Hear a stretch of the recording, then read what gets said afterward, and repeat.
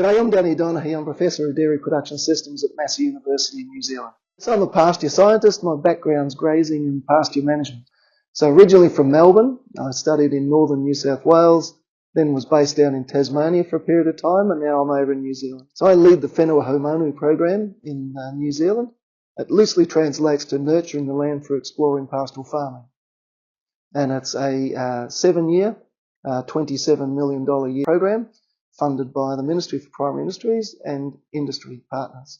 So it's the most comprehensive program that we've run in pastoral farming, comparing regenerative agricultural practices with contemporary agricultural practices and looking at diverse pastures next door to simple pastures.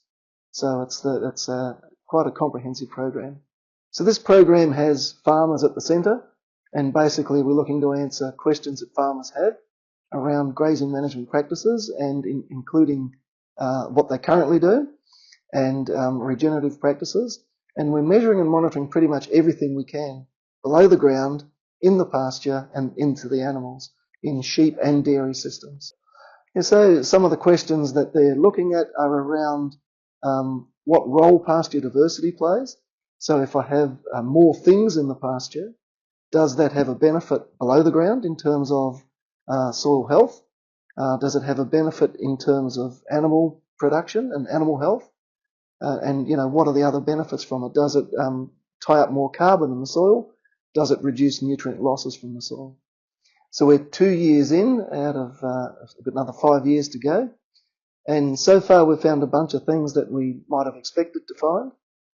We've found a handful of things that were quite intriguing around hot water extractable carbon, which is a measure of the total microbial activity in the soil, being higher under the diverse pastures, regardless of how they're managed. So there's something going on there with the pastures interacting with the soil.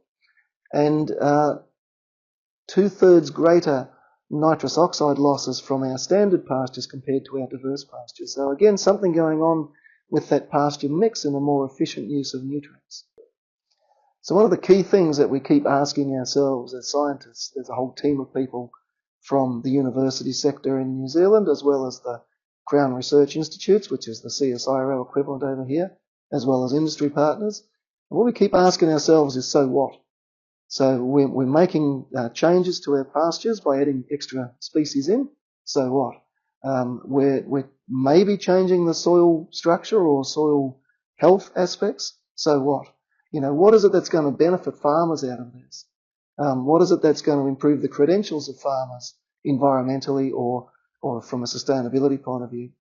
So they're the things that we're asking, and that's what it keeps farmers quite excited with what we're looking at. And of course, we're comparing that. It's the most comprehensive program we've run of the way they manage things now.